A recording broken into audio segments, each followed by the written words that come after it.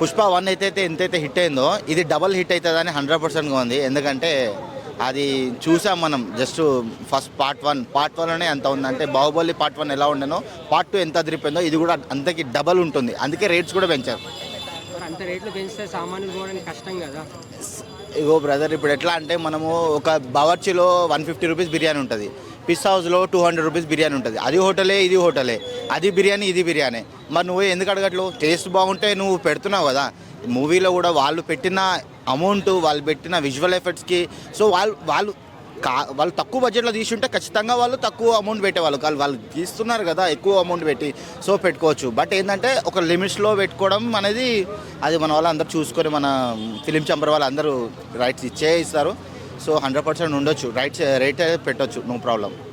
నిన్న ఈవెంట్లో చూస్తే మెగా ఫ్యామిలీ నుంచి ఎవరు కూడా స్పందించకపోవడం, రాకపోవడం ఇన్ని ఈవెంట్ల నుంచి సార్ అనిపిస్తుంది. నాకు ఫస్ట్ ఆఫ్ ఆల్ ఏంటంటే ఈ గొడవ గురించి నాకు చాలా రోజుల నుంచి చెప్దాం అనుకుంటున్నా. ఎప్పుడు కానీ అల్లు అర్జున్ కానీ, పవన్ కళ్యాణ్ కానీ, చిరంజీవి కానీ ఎవరు కూడా వాళ్ళు వ్యక్తిగతంగా క్వశ్చన్ వేస్తే వాళ్ళు చెప్తారా వాళ్ళ ఫ్యామిలీ గురించి మాకు ఇష్యూస్ ఉన్నాయి? ఎవరు చెప్పరు, ఏ ఇష్యూస్ కూడా లేవు. జనరల్గా ఏంటంటే ఎంతో కష్టపడి ఆ పేరు సంపాదించుకుని ఉంటాడు అల్లు అర్జున్ కానీ, ఇంకా మెగా ఫ్యామిలీలో ఎవరైనా కానీ ఈ చిన్న చిన్న కాంట్రవర్సీల వల్ల వాళ్ళకి డిస్టర్బెన్స్ అనేది మంచిగా అనిపించదండి. ఫస్ట్ ఆఫ్ ఆల్ ఏంటంటే వాళ్ళంతా ఒకటే ఫ్యామిలీ అండి. నిజంగా మెగా ఫ్యామిలీ మీద రెస్పెక్ట్ ఉంటే అందరినీ ఇష్టపడడం బెటర్. ఏదో చిన్న చిన్న భిన్నాభిప్రాయాలు ఉంటాయి అంతే, చిన్న మైనర్ ఫ్యామిలీలో ఉన్నంత అంతే తప్ప అసలు వాళ్ళ మధ్య ఏది లేదండి. డైరెక్ట్ వాళ్ళకే డైరెక్ట్ క్వశ్చన్ అడగండి, ఎప్పుడైనా 100% చెప్తారు మా మధ్య ఏం లేదని. ఎన్ని వేల కోట్లు కలెక్షన్ చేయబోతుంది?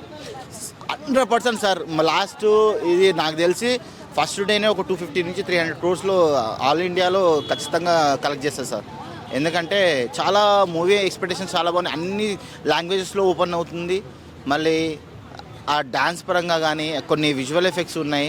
అసలు ఆ స్టోరీ పరంగా చాలా అంటే 100% బాగుంటుంది. దేవిశ్రీ ప్రసాద్ కోసం చెప్పాలనుకుంటే ఏం చెప్పాలనుకుంటున్నాను? ఇప్పుడు దేవి ఏందో ఈ మూవీతో మళ్ళీ బయటకు వస్తాడు.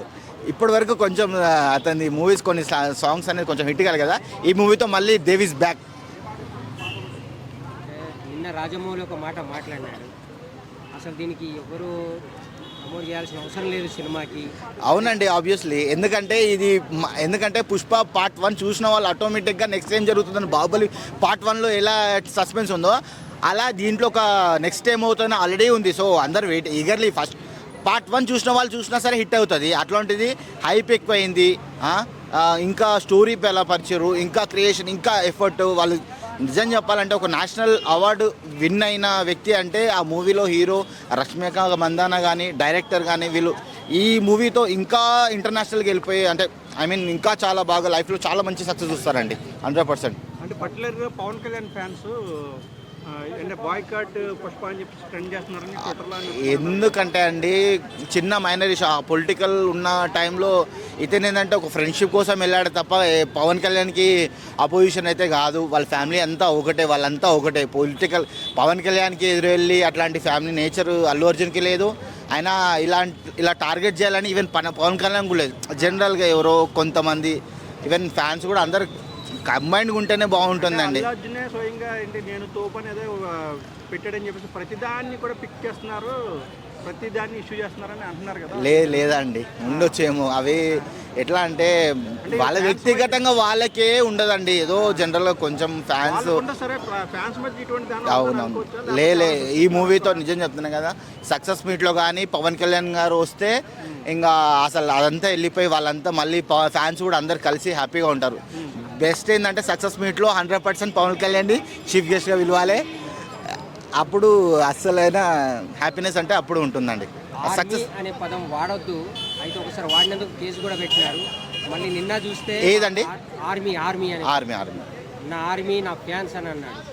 మరి వాడొద్దు అన్నదాన్ని మళ్ళీ వాడాలని ఎట్లా చూస్తారు? అతను వ్యక్తిగతంగా చెప్పాలంటే ఆయన ఫస్ట్ ఆఫ్ ఆల్ ఏంటంటే ఆయన లైఫ్లో సక్సెస్ తన గురించి ఆలోచిస్తున్నాడు కానీ ఇండైరెక్ట్గా ఎక్కడ పవన్ కళ్యాణ్ ఏ హీరోని కానీ చేయట్లేదు. ఎందుకంటే మొన్న హాహోలో కూడా ప్రోగ్రామ్ చూశాను.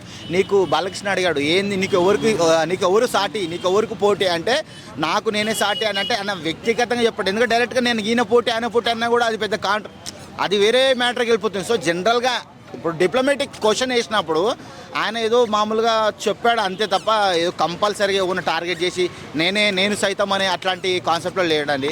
ఎంతో కష్టపడి ఉండుంటారు హీరోస్ అంటే కూడా వాళ్ళు కూడా. సో జనరల్గా ఈ చిన్నవన్నీ ఒక 10 మినిట్స్ క్లిప్లో 1 మినిట్ని మనం ఎడిట్ చేసి పెట్టడం వల్ల వాళ్ళకు కొంచెం ఇబ్బందిగానే ఉంటుందండి. అంతకు మించి ఏం లేదు. మూవీ అయితే చాలా సూపర్ ఉంటుందండి 100%. ఆల్రెడీ నేను 5 టికెట్స్ బుక్ చేసుకున్నాను.